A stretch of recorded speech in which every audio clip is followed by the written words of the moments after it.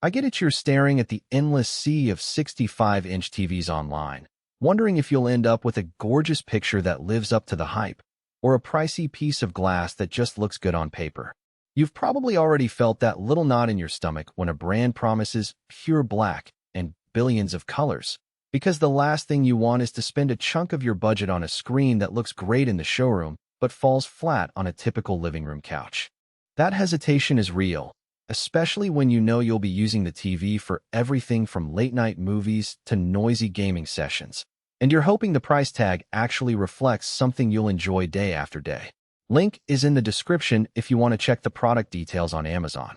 Let's start with the kind of space this TV is built for. A 65-inch panel is a statement piece, so you'll need a room where you can step back at least 8 feet to take it all in.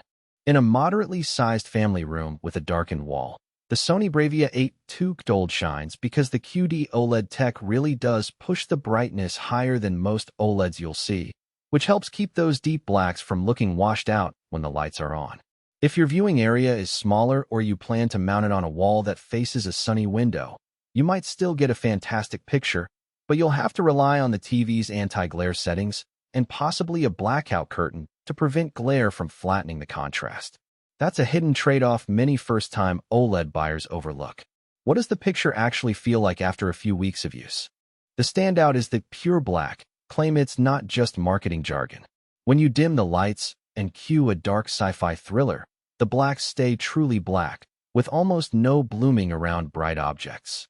The billions of real-world colors translates into a subtle, natural palette that makes skin tones look lifelike and the greens in a nature documentary pop without looking oversaturated.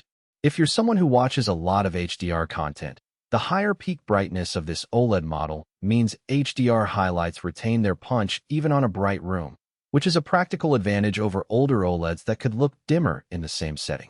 Now, let's talk about the day-to-day experience. The TV runs Google TV under the hood, so all the streaming apps you already use, Netflix, Disney+, Prime Video, are already there, and the voice-controlled remote makes switching between them feel almost effortless. One practical win is the everything you stream in one screen feature. You can pull up a YouTube video while a Netflix show is paused, and the interface lets you hop back and forth without having to quit and reopen apps. For households with multiple viewers, the AI-driven picture processing learns what you typically watch and subtly tweaks the image to suit that content type, which is handy when you go from a bright sitcom to a dimly lit drama without having to dig into menus. There are a couple of practical downsides worth mentioning. First, the TV doesn't have a dedicated gaming mode with variable refresh rate (VRR) support. If you're a console gamer who relies on smooth frame rates, you'll notice a tiny amount of input lag compared to a TV that advertises a game mode with 120Hz VRR.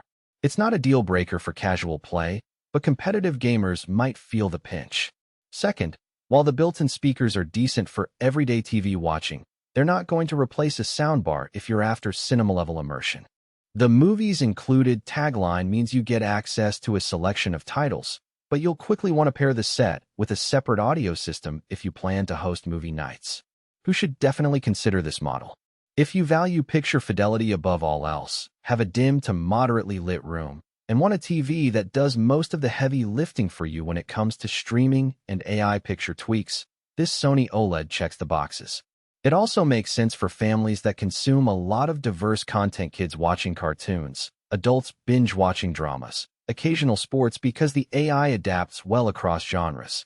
If you're a tech-savvy user who enjoys tinkering with picture settings, you'll appreciate the depth of the picture calibration menu, even if you never dive into it. You might want to look elsewhere. If your budget is tighter and you're aiming for a 4K LED that still offers decent performance, a high-end LED could give you more brightness for a bright living room at a lower price point. Also, if you're a serious competitive gamer who needs the absolute lowest input lag in VRR, you'd be better off with a TV that markets those features explicitly. Finally, if you don't plan to invest in a separate sound system, consider a model that bundles a more robust speaker package, because you'll end up spending extra anyway. The value proposition of this Sony TV really comes down to